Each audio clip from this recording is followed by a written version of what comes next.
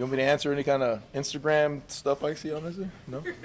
Okay, gotcha. I know it's early, first week, but what are your early impressions of how things are going for your guys? Things are going well.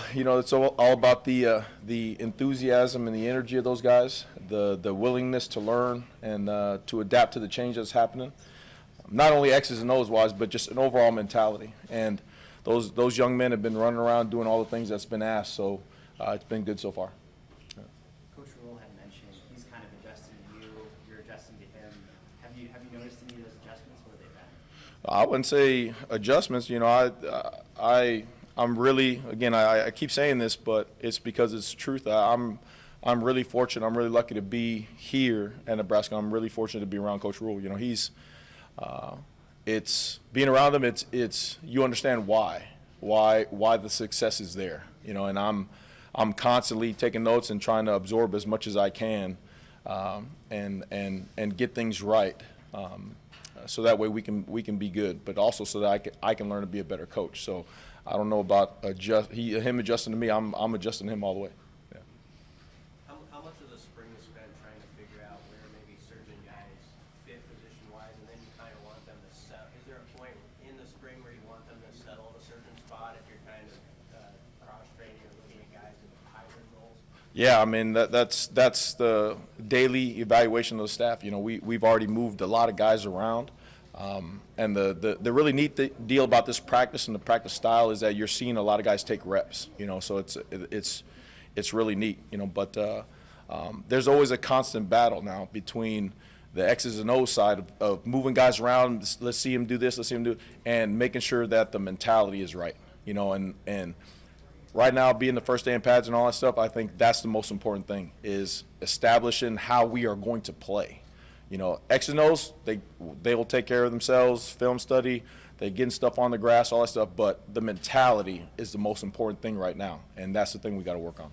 Any of those moves that you've made look especially intriguing to you, just 3 days in, something that excites you? Yeah, I mean, I think to highlight some guys, Malcolm Hartzog is really standing out. He's versatile. I mean, he's a really good football player. Smart, movement skills, instincts. Really like what he does in all the spots back there. So another surprise is John Bullock. I think moving him down was a really good move. He, first day in pads, and I mean, I don't know how many times I said John out there. He was lighting things up, moving around. So it's. Those would, I would say, be the first two guys. I mean, we've moved some other guys around and at all three levels, so I got to go back and watch. But those are the two guys that you say somebody moved positions. Who are the first two? Those two guys. Where did John move from? Backer. We moved him down to backer. I know he was a DB. We're moving safety, all that Rovers, all that stuff, and then we moved him to backer to see what he was doing, and then he's moving around. Today he was at backer and he was moving around well. How about Hartzog? How are you moving him around? He was moving around between corner, safety, outside, inside, all that kind of stuff, nickel, all that stuff. So, and he's done a nice job there. Did Malcolm's film kind of from last year pop out to you before you even got on the field? Yeah, you can tell he had that little it factor in him. So seeing him live, seeing him in off-season move around, you're like, okay. But then it was his attention to detail. It's his, you always say good football players, they're really low maintenance. That means they get it, they understand, they know where they got to be, they know what they got to do, they understand their process, of how they're good, how to be good. And he's just like that. So it's good to see him run around and make plays. Do you label that 50B as a nickel in your system? Do you call him a rover? Is there any difference at all between those two spots? Yeah, the rover is more the middle, like the hybrid kind of linebacker DB, and those two outside guys, those guys interchange between being a nickel and being a free, being a strong, all that kind of stuff. So who do you like as a rover? Do you identify people yet? No, we've been moving guys around. I mean, obviously Giff, he's doing a nice job in there learning what to do. He's got some savvy to him. He's making plays. Miles Farmers has gotten in there some, and he's another athlete that we got to do a good job of making sure he knows what to do and how to do it. Gage is, he was the turnover king the other day. Had a couple of interceptions in the red zone. So we got a lot of guys moving around in there right now. So. Where does, I know he's in a green jersey, but Javen Wright. Yeah. Where does he fit in your system? Right now, same. I mean, he's in that Rover category just because of his skill set. I remember him out of high school. Big, can move around, good movement skills, length, and all that stuff. So it's just hard to get an eval, especially the longer we go, more pads we get, on that. But he is doing individuals and moving around, so we'll see. What have been your early impressions of Nash Shotmaker, and what can you see him bring to the D-line? Yeah, he's savvy. He's really savvy. You can tell he's calm. First of all, the best thing about it is he's done a really nice job of making sure his weight is down. He's doing the things he needs to do to make sure that he knows he's going to play and play a lot. So that's the first thing. And the second thing is he's smart. He's absorbed a lot of the defense. And again, when you get him in there and you see him, you always notice him around the ball. So those are good things. Yeah. Hey, Tony, you have 3 coaches here that were with you at Syracuse as well. How much has that made it easier to kind of transition this process? Always easier. But the great thing about it is that it is truly like a mesh of ideas. It's just they call it one thing, we call it one thing. Now we bring it together. This is how we are going to call it here. And so it's been really neat meshing everything together and getting the guys in the spots and letting them go. Yeah. Heard a lot of the How long coaches.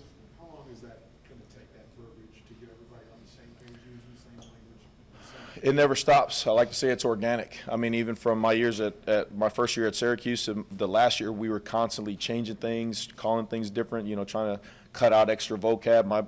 My biggest deal is making sure those young men, when they run out there, they are not thinking. They play. So, we always self-review and make sure that we're not trying to tell them too much in between stuff and try to control them like robots, So it's always changing. It's always changing.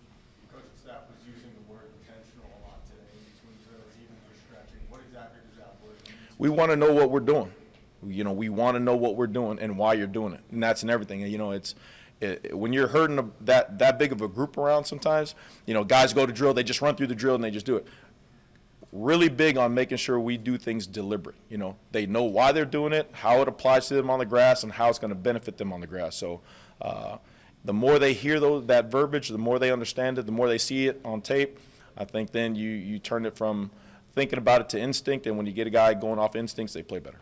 A few weeks ago, Coach Rule mentioned you got a lot of defensive backs. How have you seen those guys feed off the competition? Maybe some of those guys you've even switched around to different spots, but how do you see that sort of playing out with so many bodies there? Oh, no, again, that's why the practices are designed the way they are. That we need to see everybody. That's what spring is for, right? We want to develop everybody, not only with the scheme, but to see who's going to absorb it, who's going to perform on the grass. So coach is putting them in a lot of different situations, a lot of different drills, if you guys saw chaos, it's a lot of moving parts, a lot of chaos out there, but you got to think. You got to be able to hone that in. You got to be able to control your thoughts, and you got to be able to perform. So we're getting as many guys ready, getting as many guys reps, and seeing what they can do. I know it's early to get too specific on some guys, but like Elijah Judy, there's a lot of intrigue in him as a guy from A&M. Yeah. What has he shown you, or what do you see as There's a reason why he was at A&M.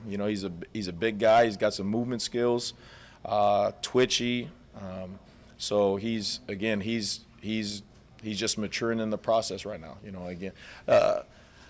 It's day one in pads.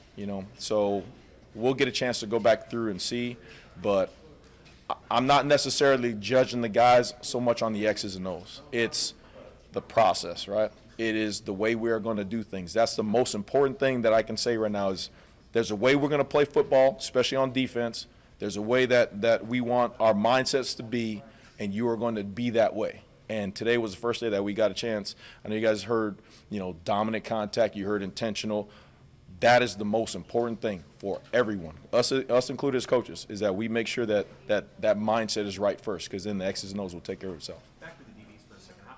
How it's a long and lean group. Hmm? How explosive is that position group? Very. That's one of the things that I noticed right when I first got here was you got a lot of guys who are big, long, fast, athletic.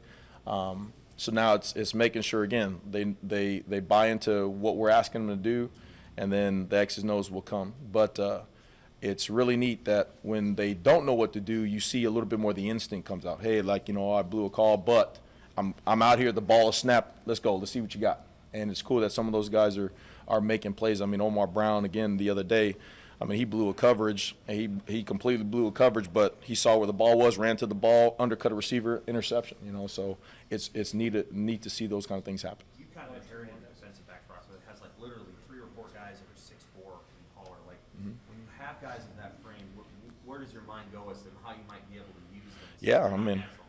Yeah, I mean, again, it's all of what they do. You know, you throw them in different situations. You put them on the grass and see what they do, and then you say, okay, their skill set is like this, their best use like this, and then you move them around. Like I said, I mean, Malcolm, Miles, Braxton Clark. I mean, those guys, just off the top of my head, are guys that we've already moved around multiple times to see what they can do and all that kind of stuff. I mean, Coach Coop is doing a nice job every day of seeing and discussing, like, hey, let's move this guy here, let's see this guy here, let's do this here, and giving them a chance to display their skill set. Do you think Malcolm could be something other than the corner that he's been for the first 2 years? He is. I'll just say he's a good football player. So it wouldn't surprise me that he's all over the place. Yeah.